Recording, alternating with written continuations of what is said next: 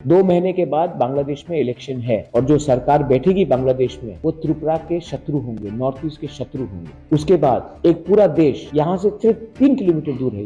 जब वो आपके खिलाफ फाइट करेगा तब हमको भी सवाल पूछना पड़ेगा कि तब तिपरा मोथा, आईपीएफटी, बीजेपी, कांग्रेस, सीपीएम एक दूसरे से फाइट करना चाहिए या हिंदुस्तानी होकर उनको सबक सिखाना चाहिए। आज वो हमारा राज्य को तोड़ने के बारे में बात कर रहे हैं, हमारे नॉर्थ ईस्ट को तोड़ने के बारे में बात कर रहे हैं। मैं कहता हूं बांग्लादेश को तोड़ो। मैं कहता हूं कि अगर यहाँ मैं मीडिया के सामने मैं बोल रहा हूं, अगर तिपरा मोथा को 1 घंटा का टाइम दिया जाए ना, ये जो बांग्लादेश का हाई कमिश्नर है, एक हाई कमीशन है, मैं इनको 20 मिनट के अंदर वापस ढाका भेज दूंगा। हमारे लोगों को मारा जाता है, माइनॉरिटीज को मारा जाता है, मंदिर को तोड़ा जाता है, चर्च को जलाया जाता है, हमारे जनजाति को, बंगाली हिंदू को जबरदस्ती कन्वर्ट करने की कोशिश किया जाता है। और हम क्या कर रहे हैं, हम यहाँ में इनको वीआईपी जैसा रख रहे हैं। तो वो हमारे एम्बेसी के अंदर घुसकर हमारे एम्बेसी को बंद करना चाहते हैं। इंडिया को बांग्लादेश से किसी को भी इंडिया में आने के लिए मतलब अलाउ नहीं करना, इनका वीजा बंद करना चाहिए। इनको आज ये ट्रीटमेंट के लिए इंडिया आते हैं, हमारा अस्पताल में ट्रीटमेंट लेते हैं, यहाँ में एजुकेशन के लिए आते हैं, यहाँ में पूरा इंडिया का फैसिलिटीज देते हैं। और हमको क्या मिलता है वहां में, हमको गाली सुनना पड़ता है। बोलता है कि एक मैंने स्टेटमेंट देखा कि आप लोग गौमूत्र पीते हो, अब गाय का मांस को खिलाएंगे।